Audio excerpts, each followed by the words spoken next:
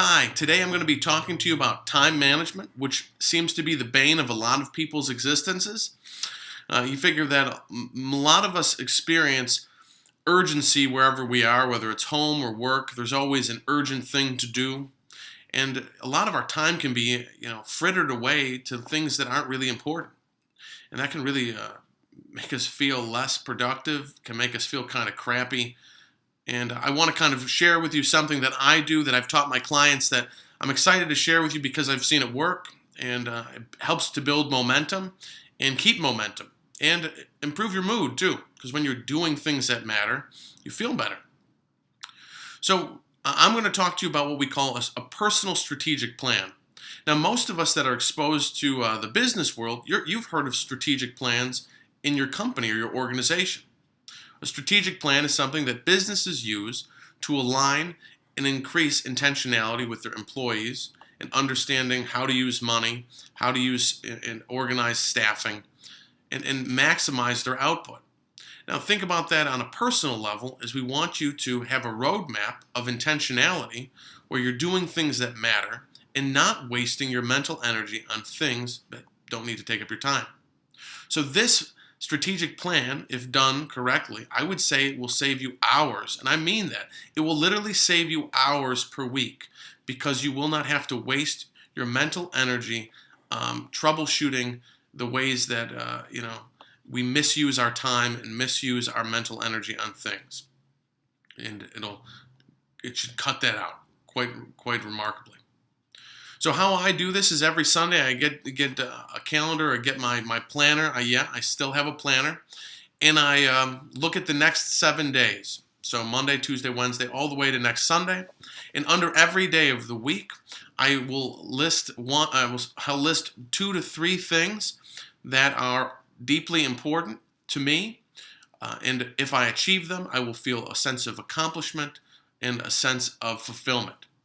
Now, that means a lot of things will not be on that list. I try to keep it to 2 or 3 just to maintain flexibility, because a lot of things can happen, in the course of a day.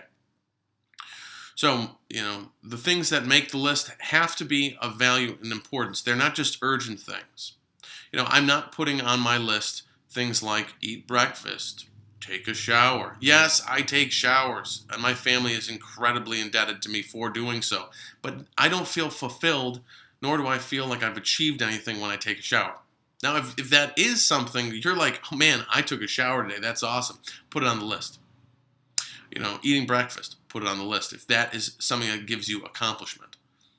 But for many of us, our hopes and dreams and goals have evolved to a place where we have other things.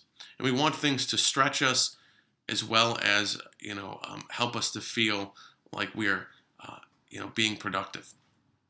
So with the 2 to 3 things per day, what happens is you build momentum because you are measuring things that you can control, and because you're actually doing stuff, you feel better and you don't feel kidnapped by this urgency. You're not frittering away your time doing things just out of habit. And misusing your time. You spent 3 hours doing the laundry. Spent 4 hours checking Facebook.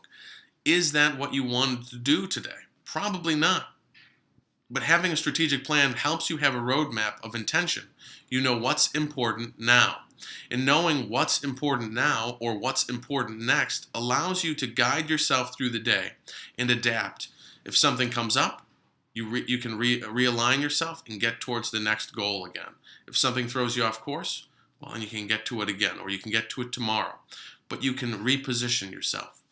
And so these factors of developing a roadmap of intentionality, building momentum, and measuring, what it is that you can control, they really help us improve our productivity and our mood, because we see ourselves as making change.